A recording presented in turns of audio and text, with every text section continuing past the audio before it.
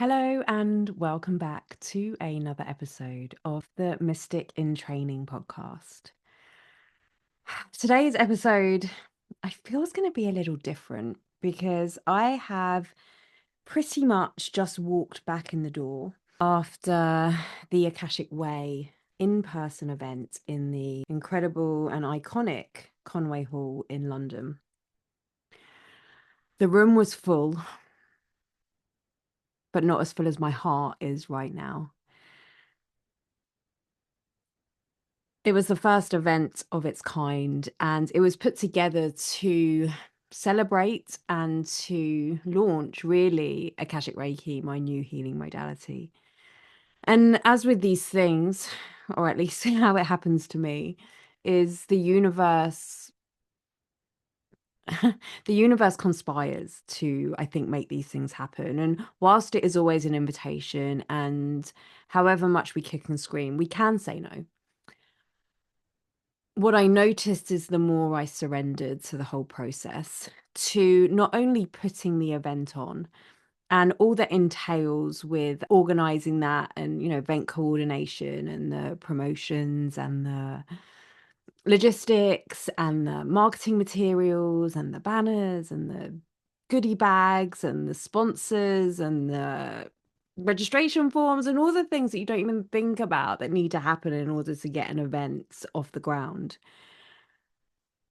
The thing that I kept having to surrender to was perhaps the most important thing of the day.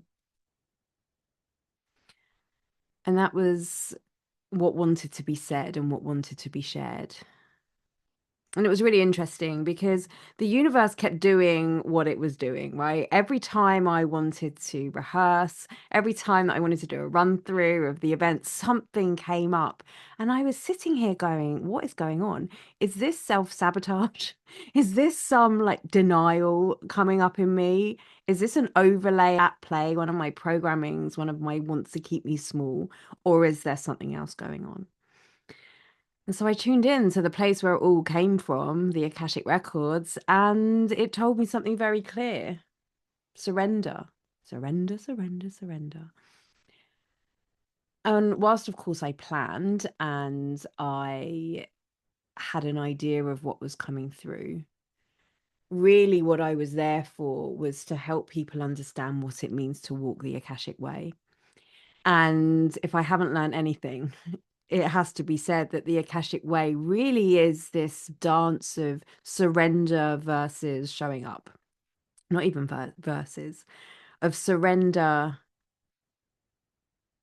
partnered with showing up, partnered with what am I bringing to this, partnered with knowing that we are perfectly made and that we hold everything that we need in order to succeed in whatever it is that we are, in order to create the message or to share the inspiration or to, as we discovered yesterday, create the art, whatever that means for you.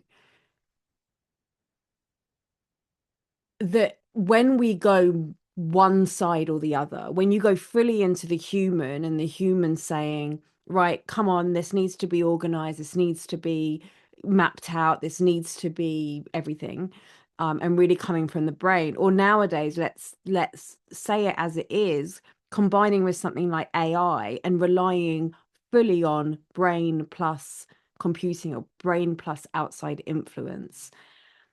It gets overwhelming and it gets stressful and it gets complicated. Yet if we move to the other side and we're fully in surrender and we're like, well, the wind will blow me as the wind needs to blow me, then we are like a ship with no direction. And yes, we'll be inspired, but the anchor that spirit or your inspiration is wanting to come through you doesn't get grounded, and so you can get lost or you could drift. And the perfect design of the Akashic Records and of what it means to be a human in this day and age came through fully in not just the run up of the event, but through the event itself. So maybe I start at the end about how I'm feeling now. And I stayed in London overnight in the hotel that we threw the after party in. And I had a really nice, relaxing morning and went into Covent Garden. And there's been a church there that whenever I've walked past it, I've wanted to go in. And today felt like the right day for that. So I sat, it had been raining, and I found this dry spot. And I was just sitting there and just breathing and feeling into everything. And then catching up with the onslaught of messages and posts and tags and voice notes that had come through overnight. And I got really emotional. It was, and the emotion was different. The emotion was, I'm going to say, my human really responding to the gravitas of what's happened and what I've brought through. And I think my human has, I've known it. And I know that Akashic Reiki is world class. And there's been a lot of what I know as my overlays, my programmings, my conditionings, the things that want to keep me safe, which where I've been in denial of it, where I've not been able to claim it like that. And it's in the sharing, it's in the other people, it's in the just add human, right? That I think you allow it to be reflected back to you. And today, sitting in that courtyard outside the church, it did that. One particular message by the event sponsor, Rafi Mendoza from Co-Create, who, let's just shout out, did the most incredible job yesterday talking about the Akashic Records in form of creation, said that she was having a conversation with another one of the attendees there. And she said this. She said, we realized that what we witnessed yesterday, that in centuries' time, when we are no longer in body, Akashic Reiki is going to still be here. Akashic Reiki is going to be huge at this point. And we were there at the birth and we were there at the beginning. And she had no reason to say that to me unless it was true. She had no reason to appease me in any way. This came from the heart. This came from a conversation that happened outside of me. And because of witnessing what happened yesterday and the message coming through in the way that it did. And it was that that hit me. It was that that made me realize, like, wow. Because my practitioners have told me, my mentors have told me, my friends have told me, and my clients have told me. But in that room yesterday, there were people that I didn't know. And there were people who weren't traditionally the people that I would work with that just get this work. There were, 50 people in the room of varying backgrounds, mainly healers, but and coaches and mentors and practitioners in some way or another. But that hit me. Human plus spirit. This is what this creation has been. This is what my invitation has been. And yesterday, when I couldn't micromanage what wanted to come through and it was going to come as it needed to, I realized just quite how magnificent this all is. And honestly, it's really humbling to know that I was the one that brought this through and took it and made it and created it what it was into what it was. And I know this is a podcast and it's all about words, but I don't think I have the words to truly describe how that feels as a human and how that feels as somebody who I'm a Virgo rising. I'm a bit of a perfectionist in on the inside, whereas my Pisces has always been about going with the flow. But does that not say how perfectly made I am, the water with the earth? That I see the inevitable path as I kept saying yes to the invitations from spirit, and how I kept on having to move through my human conditioning and what I thought was possible. And especially in this space, in the healing space, where we have been taught and programmed to be palatable and to be accessible and to be humble and to be all love and light. And my path hasn't always been that. My path has, like anyone's, right? It's been complicated, but it's been true. And sometimes I've I've been guided and seen the world through those programmings and those conditionings. And there's been others which normally happened after a trigger that I had to say no more. And I brought in my spirit. And it gave me answers that my human sometimes really wanted to fight with. And like I say, it's not one over the other, it's one plus the other. It's what one of my mentors, Robert Holden, has described to me as the anthropos, fully human, fully divine. And this is what the Akashic Way is. This is what yesterday the Akashic Way London event was. This is what Akashic Reiki holds. This combination of psychology and energy, there's no separation. The spirit and the human isn't separate. It can present as separate, but it isn't. And it's when we allow both of them to fully be there. When yesterday I let my anticipation, my nerves, my perfectionism, my wanting everybody to have an incredible experience and for things to be great, and my spirit that kept telling me, we know how to do this with you. It wasn't better than me. It was with me. We know how to work with you, not use you, but work with you to bring the message through that the people in that room need to hear.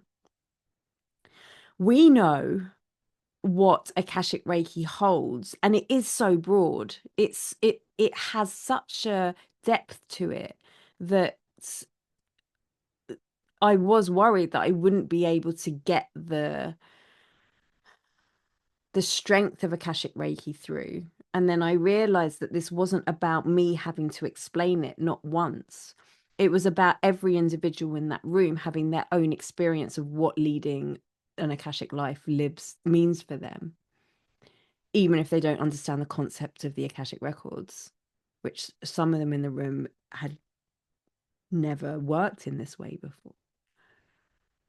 Even working with some Reiki purists who had spent most of their, spiritual learning in the traditional Reiki practices. And then here I come along with an evolution of this. But you can't deny the experience. I had somebody say to me who's not really in this world of spirituality, I had the biggest realization of my life yesterday.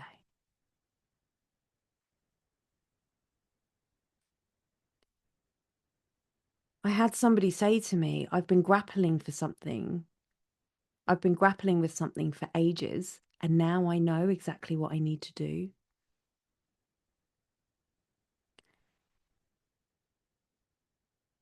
I had two friends come to me and say quite how they witnessed in the other what changed during one of the journeys. And then I hear them reflecting the language back, because now they have the language, now they have the concept of, oh, this is why I've made the decisions. This is why I've kept myself small. This is why I've not allowed myself to say yes. And so there's that conscious understanding, so that the energy can then come through and speak through them. And it's still a choice.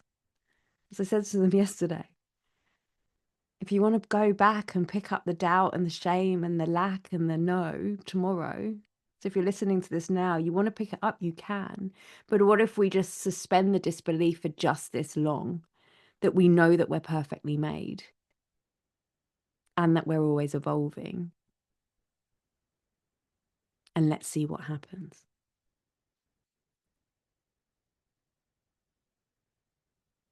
And it was truly in that. There was one point in the day where, after a journey, where I invited them to whisper into the room, just a quiet whisper, just to themselves, what it is that they promised themselves, what it was that transpired from the journey that their soul, their divinity, their destiny wanted from them, with them. And as I couldn't hear them, I couldn't hear the words, but I could feel the power that was spoken into the room, the emotion, the release that happened when finally we admitted to ourselves our desires, our dreams, our ambitions. And whatever they were, whether they were to do with their practice or their business or their relationship or their wealth or their life or their happiness or their body, I could feel the echo that was happening in their Akashic records that just turned around and said, we're creating a new story here. And these overlays, these programs and conditions, it's like they parted. It's like the sea, Red Sea, it parted ways to allow for this real power to come through.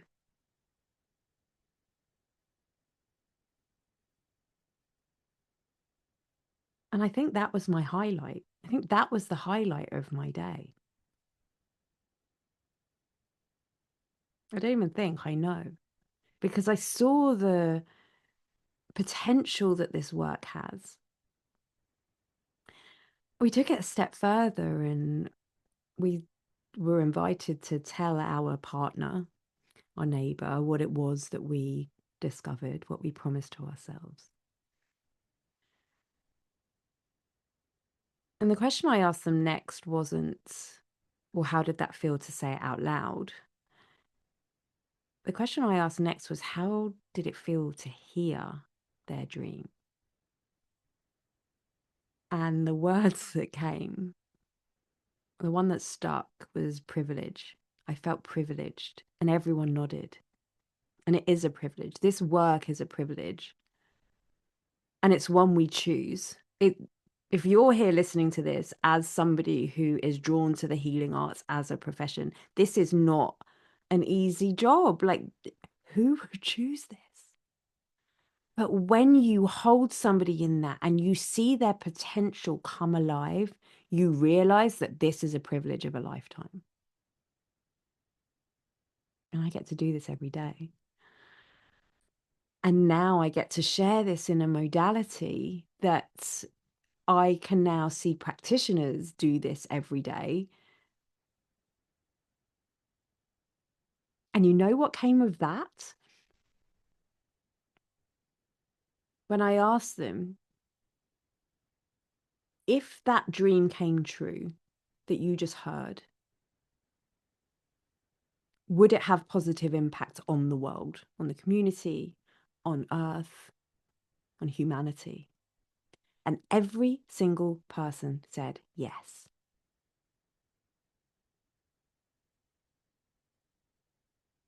Every single person said yes. Your dream, when truly allowed to express itself in truth from your destiny, if that comes true, will have a positive impact on your community on the whole. Yet we feel selfish or greedy or egotistical if we go in the direction of our dreams. What?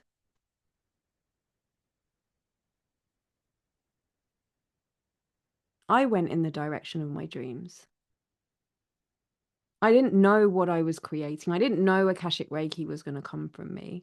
I certainly didn't know the event like yesterday was going to be as powerful and as profound and as humbling and as privileging, if that's a word, as it was. But I went in the direction of my dreams, and from the feedback, it's impacted 50 lives.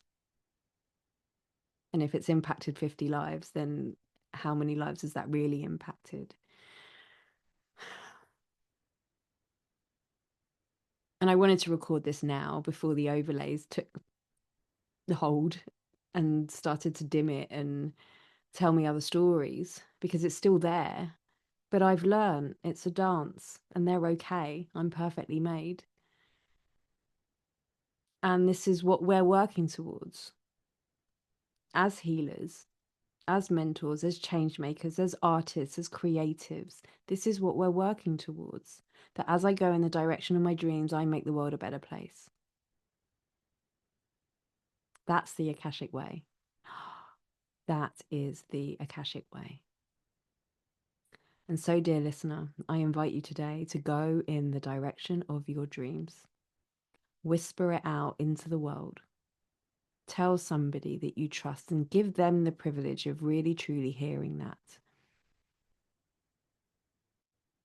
And then notice how the world moves and rearranges itself. I love you.